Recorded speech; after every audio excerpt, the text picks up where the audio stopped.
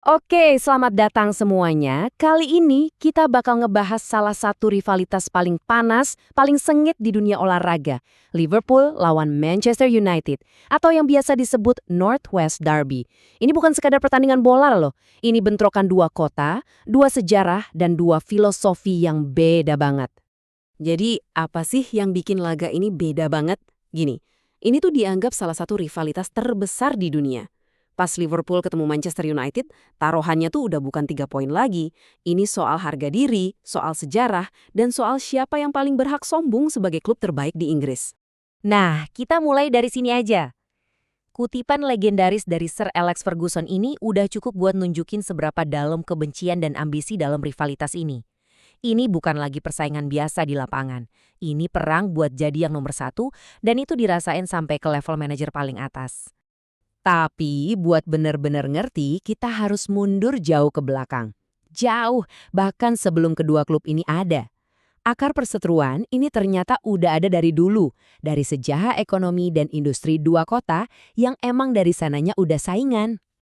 Jadi gini, di abad ke-19, Liverpool sama Manchester yang jaraknya dekat banget, cuma sekitar 56 kilometer, itu dua raksasa ekonomi Inggris.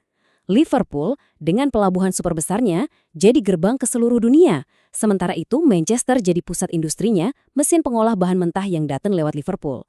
Jadi ya mereka saling butuh, tapi di saat yang sama mereka juga saingan berat buat jadi penguasa ekonomi di Inggris Utara. Nah, puncak ketegangan ekonomi ini, ya pembangunan kanal kapal Manchester tahun 1894. Ini proyek raksasa yang bikin kapal dagang bisa langsung ke Manchester. Artinya apa? Mereka ngelewatin pelabuhan Liverpool dan keuntungan Liverpool jadi kepotong. Ini tuh kayak pernyataan perang secara fisik. Manchester benar-benar ngegali jalannya sendiri buat ngalahin Liverpool. Dan ya, udah bisa ditebak kan, persaingan panas antar kota ini akhirnya tumpah ruah ke lapangan bola. Sejarah pertemuan mereka di lapangan itu ya cerminan dari perebutan kekuasaan ini, pertarungan tanpa akhir buat nentuin siapa klub paling sukses di Inggris. Kalau kita lihat sejarahnya, dominasi di antara mereka tuh kayak pendulum, bolak-balik terus. Bayangin, pertemuan pertama mereka aja langsung nentuin nasib. Liverpool bikin United terdegradasi, terus ada era emas Liverpool yang dibalas sama dominasi gila-gilaan United di bawah Sir Alex Ferguson. Setiap kali satu tim sukses, itu kayak jadi bensin buat tim satunya lagi buat balas dendam dan rebut takhta. Dan kalau kalian butuh bukti kekinian seberapa gilanya rivalitas ini, lihat aja angka ini. 7-0. Kemenangan Liverpool 7-0 di bulan Maret 2023 itu benar-benar mengejutkan, sebuah penghinaan, dan jadi pengingat kalau di pertandingan ini apa aja bisa terjadi. Dramanya itu level dewa. Tapi di balik semua sejarah dan trofi itu, rivalitas ini sebenarnya tentang orang-orangnya. Para manajer jenius yang jadi otaknya, para pemain yang jadi prajurit di lapangan, dan tentu saja para fans yang nerusin semangat ini dari generasi ke generasi. Yang menarik banget di sini tuh gimana cara kedua klub ini ngeraih sukses. Caranya beda total. Liverpool punya tradisi boot room, semacam dinasti manajer yang nurunin filosofi klub dari satu orang ke orang berikutnya. Nah, di sisi lain, United dibangun oleh visi satu orang kuat, manajer-manajer ikonik ya Sir Matt Busby dan Sir Alex Ferguson. Dua pendekatan yang beda banget, tapi tujuannya sama, jadi yang terbaik. Rivalitas ini tuh benar-benar mendarah daging loh. Coba dengerin cerita dari Steven Gerrard ini. Ini nunjukin gimana perseteruan ini udah ditanamkan dari kecil. Ini bukan lagi soal klub, tapi udah jadi bagian dari identitas keluarga dan kota. Pakai jersey yang salah itu udah kayak pengkhianatan. Nah, dari seberang, ada pengakuan yang, belak-belakan banget dari Gary Neville. Kutipan ini nunjukin kebencian yang murni, tanpa filter, yang dirasain sama pemain-pemain yang jadi wajah rivalitas ini di lapangan. Ini benar-benar urusan pribadi buat mereka. Oke, sekarang kita coba bedah dari sisi yang beda, dari sisi psikologi.